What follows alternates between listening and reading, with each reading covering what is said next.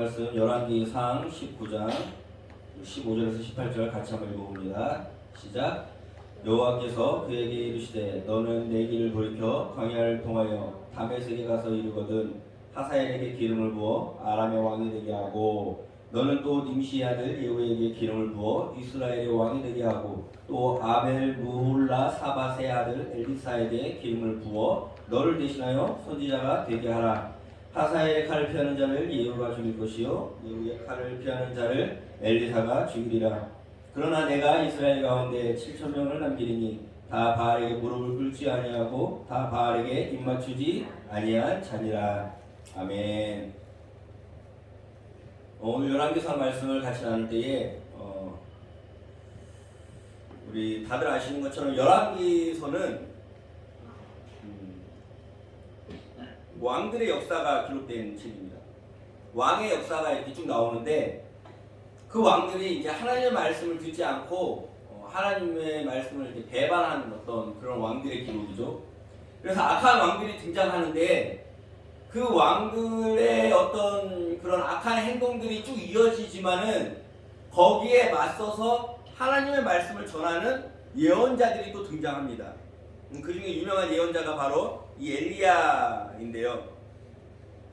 엘리야가 하나님의 말씀을 전한 사건 중에서 그래도 유명한 사건, 그래서 사람들이 정말로 많이 아는 사건이 뭐냐? 바로 갈멜산 사건입니다. 갈멜산. 갈멜산에서 뭐죠? 그게 바알 선지자와 아세라 선지자 850명을 죽인 사건입니다. 어떻게 하냐면은 그들과 대결했을 때에 하늘에서 불이 내려와서 이 제단을 살라버리는 신이 진짜 신이다라고 서로 내기를 하고 서로 기도를 할 때에 바알과 아세라 선지자는 아무리 기도를 해도 응답이 없었지만 엘리야가 기도를 하니까 하늘에서 불이 내려와서 그 앞에 있는 제단을 불살라버린 사건. 정말로 그 사건 때문에 그 아세라 선지자와 바알 선지자 850명을 다 처단하고 진짜 이제 나라가 좀 정화되고 왕들이 다시 한번 회개하고 정말로 모든 것이 이루어질 수 있을 것 같은 그런 기적이었습니다. 생각을 해보십시오. 하늘에서 불이 내려와가지고 정말로 하나님이 살아계신 것을 모든 사람들이 보고 모든 백성들이 하나님을 찬양했습니다. 엘리야도 이 사건을 통해서 이제 승리, 이제 이 나라가 진짜 하나님이 원하는 나라가 되겠구나라는 것을 믿어 의심치 않았는데, 그런데 그 다음날, 그 사건 다음날 엄청난 소식을 듣게 됩니다. 우리 그 말씀을 같이 한번 읽어볼까요? 시작. 아합이 엘리야가 행한 모든 일과 그가 어떻게 모든 선지자를 칼로 죽였는지를 이세벨에게 말하니 이세벨이 사신을 엘리야에게 보내어 이르되 내가 내일 이맘때에는 반드시 내 생명을 저 사람들 중 한 사람의 생명과 같게 하리라. 그렇게 하지 아니하면 신들이 내게 벌 위에 벌을 내림이 마땅하니라 한지라. 뭐라 그럽니까? 분명히 하늘에서 불이 내려가지고 모든 것이 다 하나님의 뜻대로 되는 것처럼, 정말로 하늘에서 불이 내려가지고 모든 백성이 다 하나님을 믿는 것처럼 그렇게 생각을 했는데, 그 소식을 듣는 이세벨은 변합니까? 더 악하게 됩니까? 더 악하게 나온다는 거예요. 그리고 심지어는 엘리야를 죽이겠다라고 선언을 합니다. 엘리야는 이제 선지자는 그렇습니다. 이렇게 열심히 했는데, 정말로 이렇게 하나님의 나라가 올 때 됐는데, 이거 사람이 좀 변할 때가 됐는데, 내가 이렇게 헌신하고 희생하고 섬겼는데, 이 정도 했으면은 좀 뭔가 열매가 나타나야 되는데, 오히려 이세벨과 같이 전혀 아랑곳하지 않고 널 도리어 너 죽이겠다라는 식의 반응을 들을 때에 그 참담함은 이루 말할 수가 없을 겁니다. 인간이니까. 그래서 엘리야는 이렇게 말합니다. 하나님한테. 자기 자신은 같이 한번 볼까요? 광야로 들어가 하룻길쯤 가서 한 로뎀나무 아래에 앉아서 자기가 죽기를 원하여 이르되 여호와여 넉넉하오니 지금 내 생명을 거두시옵소서. 나는 내 조상들보다 낫지 못합니다. 엘리야는 그냥 이제 죽었으면 좋겠습니다 라고 얘기하는 겁니다. 이렇게 하나님의 마음을 이제 하나님한테 이렇게 하소연을 할 때에 하나님이 그 엘리야의 마음을 어루만지면서 다시 한번 말씀을 하시는데, 그때 하시는 말씀이 오늘 읽은 본문입니다. 오늘 읽은 이 본문에서 보면 뭐라 그럽니까? 너는 가서 하사엘에게 기름을 부어 아람의 왕이 되게 하고 예후에게 기름을 부어 이스라엘의 왕이 되게 하고 네 뒤를 이어 엘리사를 선지자로 삼고 그리고 바알에게 절하지 않은 남은 7,000명이 있다라는 이야기입니다. 생각을 해보세요. 하늘에서 불이 내렸는데도 아무것도 변한 게 없습니다.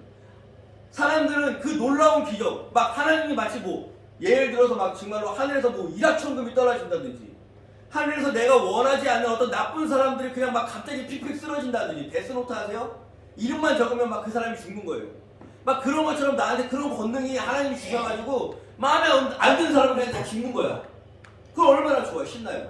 그럼 이 땅이 깨끗해질 것 같고 지금 막 이상한 사람, 저걸로 거짓말하는 사람, 정직하지 않은 사람 다 죽었으면 좋겠는 사람이 하늘에서 막 불이 떨어져 죽었으면 좋겠는데 심지어 엘리야는 그 불을 경험했는데도 변하지가 않더라는 겁니다.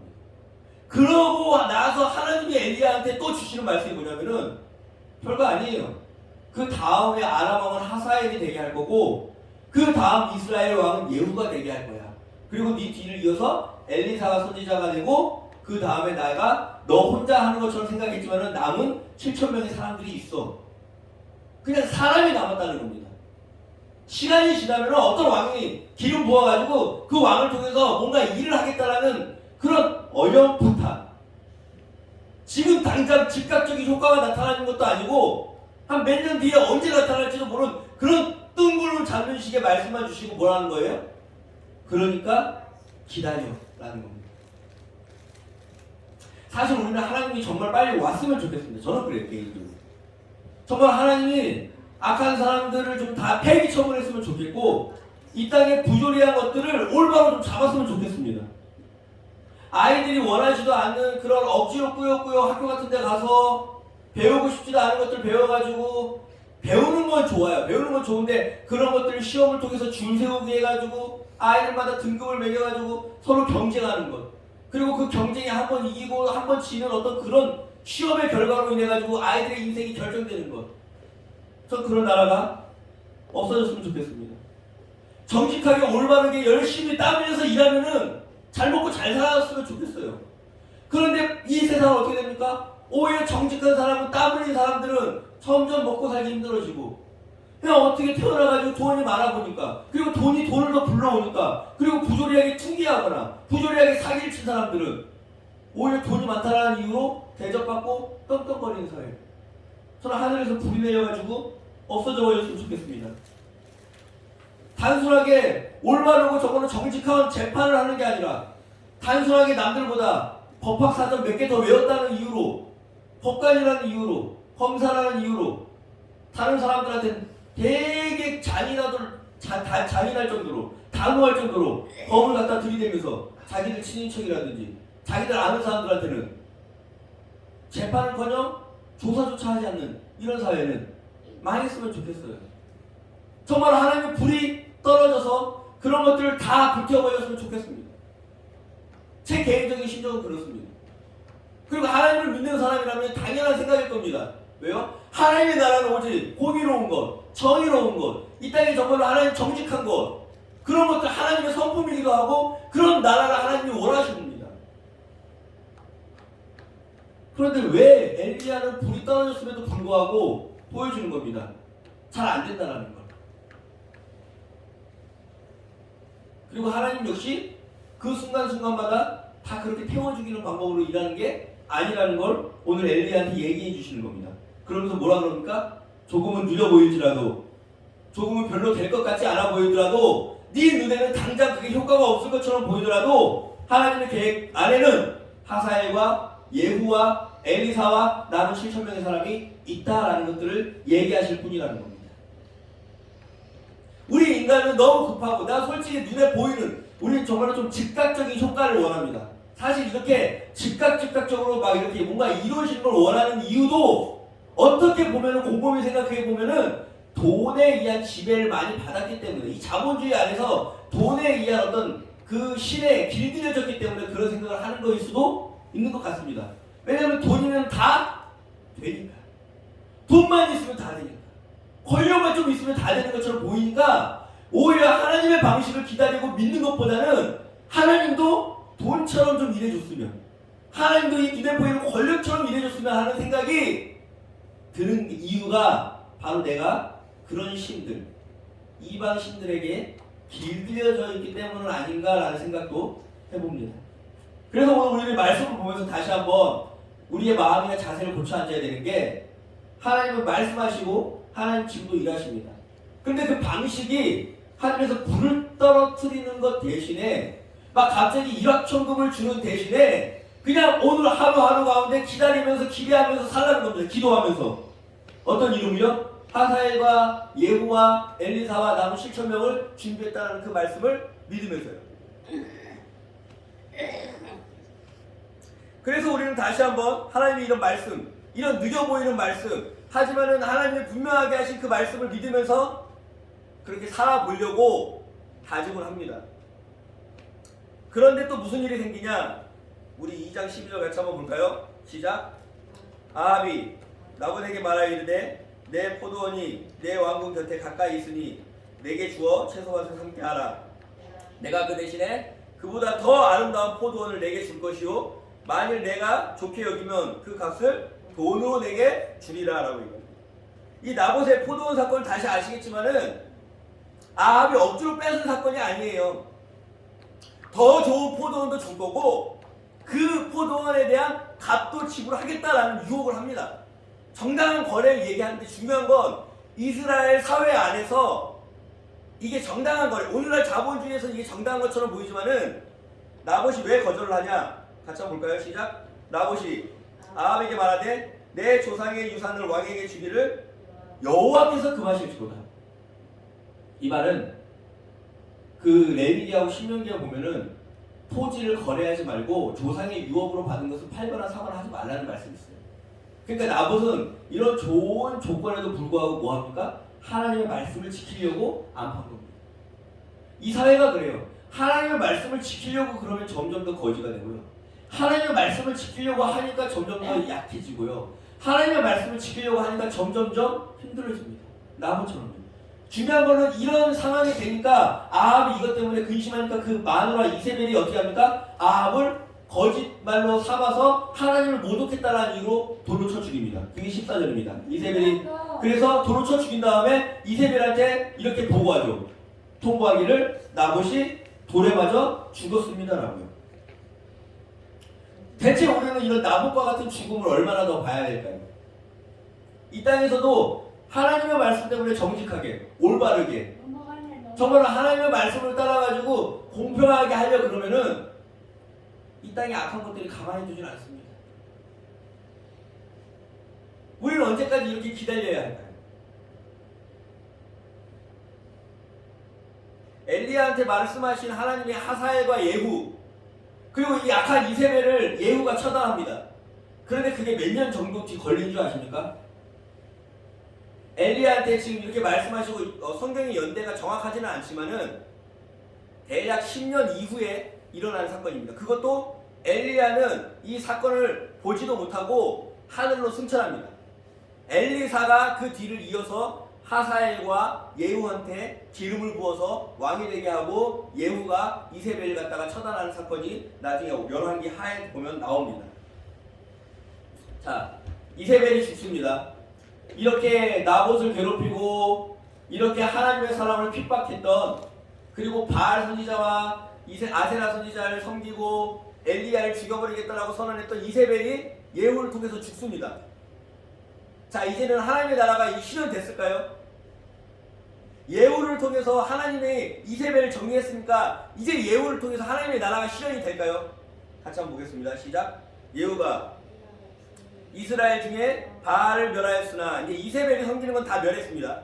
근데 그 다음에 보면은 이스라엘에게 범죄하게 한 느밧의 아들 여로보암의 죄, 곧 베델과 단에 있는 금송아지를 섬기는 죄에서는 떠나지 아니하였더라.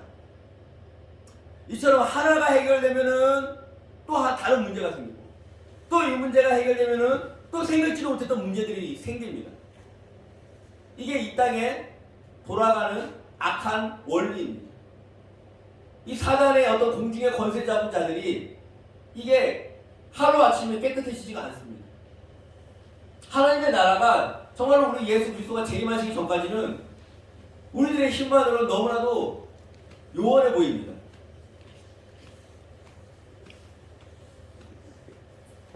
그래서 엘리야도 그런 기도를 한 것 같습니다. 정말로 힘이 들다고. 이제는 나도 좀 포기하고 싶다고. 나를 죽여달라고 얘기한 것 같습니다. 그럼 그 엘리야의 뒤를 이어서 사역을 했던 엘리사 역시 나도 힘드니까 포기하고 싶다라고 얘기한 적이 있었을까요? 성경의 기록을 보면 사실 엘리사는 그런 얘기를 한 기억은 없습니다. 그 차이가 무엇일까라고 생각해 봤을 때에 엘리야는 홀로 사역했지만 엘리사는 함께 사역합니다. 다시 한번 볼까요? 우리 19장 4절에 보면 엘리야는 이렇게 얘기합니다. 만군의 하나님 여호와의 열심히 유별하오니 이는 이스라엘 자손의 주의 언약을 버리고 주의 제단을 하며 칼로 주의 선지자들을 죽였으며, 이제 엘리야의 고백입니다. 오직 나만 남았거늘 그들이 내 생명을 찾아 빼앗으려고 합니다. 엘리야는 지금 홀로 사역해요. 동역자가 없어요. 그 힘든 일을 홀로 사역하다 보니까 어떻게 됩니까? 나만 남았습니다. 이제는 나도 죽이려고 그럽니다. 나도 이제는 포기하고 싶습니다. 라고 고백한다는 겁니다. 엘리야는 이렇게 홀로 사역했는데, 그런데 중요한 거는 엘리사는 어떻게 사역합니까? 엘리사는 아까도 얘기했잖아요. 하나님 누구누구를 남겨요? 하사엘과 예후. 이 하사엘과 예후를 통해서 누구를 정리했습니까? 이세벨을 정리했습니다. 그 다음에 이 엘리사는 남은 7,000명의 사람들, 바알에게 무릎 꿇지 않은 남은 7,000명의 사람들과 함께 사역한다는 것을 우리는 엘리사의 기적 사건을 보면 알 수 있습니다. 이 왕하 사의 1절에 보면은 이런 내용이 있습니다. 같이 한번 보겠습니다. 시작. 선지자의 제자들의 아내 중에 한 여인이 엘리사에게 부르짖어 이르되, 이렇게 얘기합니다. 누굽니까? 선지자의 제자들 중에 엘리사가 함께 사역한 사람들은 이제 선지자들이 같이 이제 나타납니다. 그리고 그 선지자들이 함께 공동체가 있었고, 그 선지자들이 또 제자들을 양육하는 어떤 단체가 있었을 거라고 추정이 가능한데요. 신학자들은 대부분 다 이걸 어디에 추정하냐면은 바알에게 무릎 꿇지 않은 그 7,000명이 남은 자들이 함께 이런 사역들을 했을 거라고 추정을 합니다. 즉 엘리사는 홀로 사역한 것이 아니라 하나님이 남겨주신 그 7,000명의 사람들과 함께 사역을 한다는 겁니다. 그러니까 오늘 나온 이 기적 중에 하나가 그 선지자의 제자들 중, 그러니까 남은 그 7,000명의 한 명 중에 아내 중에 한 여인이 뭐라 그럽니까? 엘리사한테 당신의 종 나의 남편이 죽었는데 어떻게 죽습니까? 여호와를 경외한 남편이라는 겁니다. 그런데 그 하나님의 일을 하다가 죽었겠죠? 그런데 죽었는데 빛을 남겼어요. 그래가지고 그 빛 때문에 남은 그 아이의 2명을 데려가지고 종이 되려고 합니다. 그러니까 어떻게 하세요? 도와주세요 라고 얘기한다는 겁니다. 그래서 엘리사는 어떻게 도와줍니까? 사장 실전에 보면은 그 여인에게 주변 동네 사람들에게 그릇을 다 빌려오라 그래가지고 네 집에 있는 기름을 그 그릇에 담기 시작하라 그럽니다.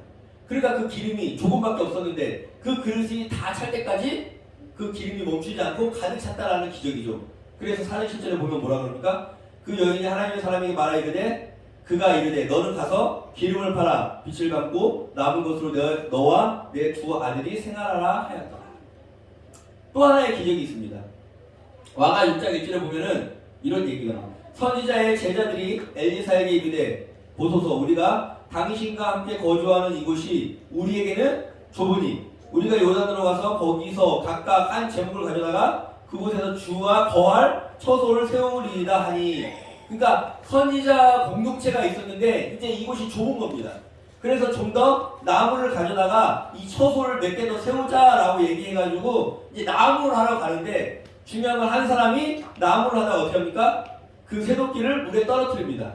그런데 이 쇠도끼가 남의 도끼, 그러니까 빌려온 도끼입니다. 이제 공경에 빠진 거죠, 그 사람이. 그러니까 이제 6장 6절에 뭐랍니까? 엘리사가 하나님의 사람이 이르되 어디에 빠졌느냐 하면 그것을 보이는지라. 엘리사가 나뭇가지를 베어 물에 던져 쇠도끼를 어떻게 합니까? 떠오르게 하고 그것을 짚게 합니다.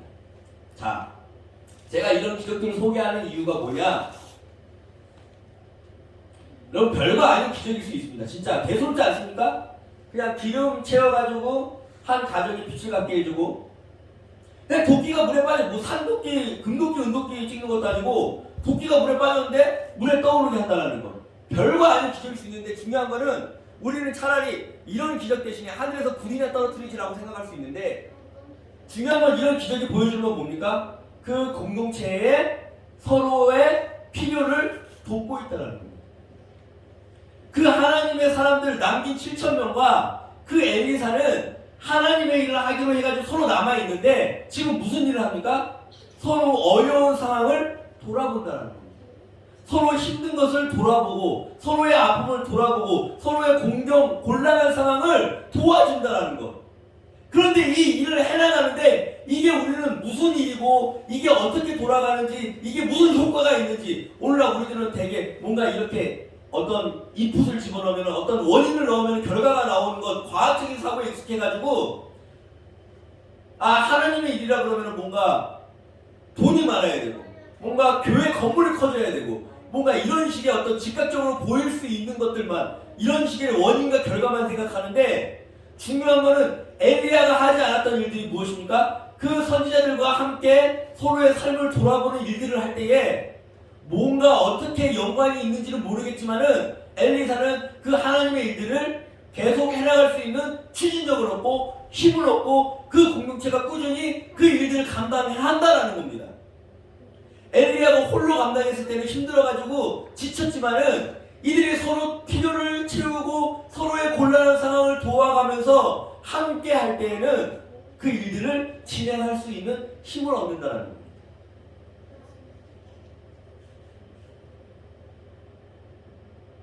이런 기적들이 대단한 것처럼 보이지는 않지만 그 대단한 기적도 하지 못했던 일들을 하나님이 하시는 그 시간까지 기다리면서 인내할 수 있는 힘을 준다는 겁니다. 이 기적 자체가 어떤 일들을 변화시키는 것 같지는 않지만 그렇게 공동체 안에서 서로 도와가면서 하나 되어서 있는 그 일 자체로 하나님의 때가 이를 때까지 버티는 넉넉한 힘을 주며 또한 하나님의 일이 이루어지기까지 그 공동체가 하나님의 일을 감당할 수 있는 인내를 할 수 있도록 만들어준다는 것. 하나님은 하늘에서 떨어지는 불로 모든 것들을 해결하지 않으십니다. 예수님도 12군단이나 되는 천사를 동원할 수 있다고 그러지만 동원하십니까? 아니요. 인내하시고 기다리십니다. 왜 그런지 우리는 이해하지 못합니다. 하나님의 뜻이니까요. 그런데 하나님이 그러기로 결심하셨다면 우리도 따라야 될 줄로 믿습니다. 그게 성도니까요. 근데 그 따라야 되는 길을 가려니까 우리 인간의 어떤 육신을 입고 따라가려니까 힘이 드는 겁니다. 지치는 겁니다. 도저히 못하겠다라는 볼멘 소리가 나오는 겁니다. 그런데 그때에 우리가 놓치지 말아야 할 것은 엘리야는 홀로 가다가 그렇게 지쳐서 쓰러지려고 했을 때에 엘리사는 남은 7,000명의 사람들과 함께 서로의 필요를 도와가면서 같이 간다는 겁니다. 이제 우리는 이해할 수 있습니다. 하사엘과 예후와 엘리사와 남은 7,000명의 사람들이 있다라는 것을 이제는 이해할 수 있는 겁니다. 어떻게 해요? 하나님이 그렇게 일을 진행해 나가시고 하나님은 그렇게 멈추지 않으시고 그 일을 행하실 분이시구나. 그리고 이세벨도 심판을 받습니다. 역사 앞에서. 그렇게 우리는 하나씩 고쳐나가고 또 다른 문제가 생기고 또 하나 고쳐나가고 또 다른 문제가 생기고 또 하나 고쳐나가실 하나님을 믿어야 됩니다. 그런데 그 일이 지루하고 반복적일지라도 버틸 수 있는 힘은 이렇게 남은 사람들과 우리 성도님들과 함께 손잡고 이 길을 걸어가야 되는 것인 줄로 믿으시기 바랍니다.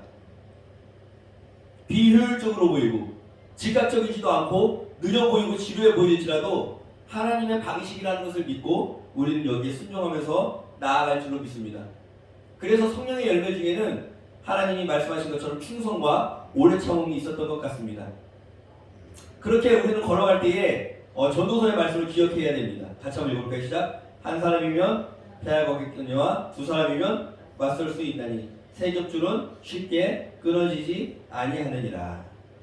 우리는 정말 이렇게 함께 이 길고 긴 싸움 여정 가운데에 하나님의 말씀을 붙잡고 같이 걸어가면서 넉넉히 버텨내는 그런 공동체로서 성장했으면 좋겠습니다.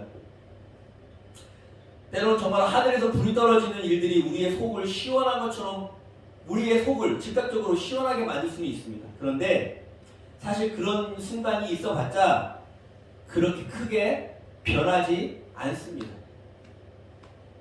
그런데 때로 떠들썩한 소문도 없었고 그냥 언제 어떻게 이렇게 된지도 모르겠지만은 조용한 어떤 시간 가운데에 우리가 더 살기 좋아지는 어떤 사건이 생기고 우리가 좀 더 원했던 정의롭고 공의로운 나라에 가까워지는 사건들이 생겨날 때가 있습니다. 그러니까 우리는 이런 일들을 다 하나하나 역사 속에서 찾아보면 또 찾아보겠지만은 또 어떻게 보면은 그냥 시간이 지나면서 하나님이 하신 일들이 너무 많습니다. 그냥 우리 믿고 살아가는 겁니다. 다시 한번 말하지만 자꾸 어떤 돈의 노예가 되어서 어떤 바로 돈의 힘처럼 즉각적인 효과를 봐야 하는 것처럼 그런 어떤 능력이나 그런 어떤 효과를 바라지 마시고 대신 어떻게 하라는 겁니까? 하나님의 말씀을 믿고 기다리면서 인내하면서 우리가 함께 버티면서 공동체의 형성에 나가야 된다는 것, 이것만 믿고 우리가 살아갔으면 좋겠습니다. 하나님은 다시 한번 말씀드리지만은 당신의 일을 신실하게 쉬지 않고 진행시키시는 분입니다. 그리고 그 하나님은 일을 지금도 하고 계시고 그 하나님이 말씀하신 것처럼 하늘에 불을 떨어뜨리는 것이 아니라 하사엘과 예후와 엘리사와 남은 7,000명의 사람으로 일하시겠다라고 말씀하셨습니다. 우리는 이 말씀을 오늘도 동일한 줄로 믿으시고 하나님이 또 역사 속에서 누구와 누구를 통해서 그리고 또 남겨진 우리 공동체를 통해서 일하실 줄로 믿습니다. 그래서 우리는 오늘도 이 남은 7,000명의 사람들, 이 땅 가운데 정말로 이 땅이 자본주의가 되었고 이 땅이 정말로 도덕이 엉망이 되었고 이 땅이 서로 이기적이고 극단적인 이기주의고 이 땅이 학벌주의고 이 땅이 서로 그냥 아는 사람 지인들과 친인들과 혈족들만 서로 이렇게 아는 사람 끼리끼리 해먹는다라는 이 소문이 난무하는 이 세상 가운데에 저는 아직도 하나님의 말씀을 믿고 따르는 7,000명의 사람이 있다고 믿습니다. 그럼 그 사람들과 함께 우리는 뭐 해야 되는 겁니까? 서로 도와가며 서로 쓸 것을 채워가며 서로 곤란한 상황을 도와가면서 이기게 하면서 버티는 그런 일들을 진행할 때에 그 일이 어떤 일을 가져올지는 모르겠지만 분명한 것은 하나님의 일이 이루어질 때까지 그 공동체가 하는 일들이 있다는 겁니다. 그렇게 우리는 하나님의 일이 이루어지는 줄 믿고 힘을 내면서 오늘을 버텨내는, 함께 버텨내는 우리 성도님들이 되셨으면 좋겠습니다. 이 시간에 같이 한번 기도하겠습니다.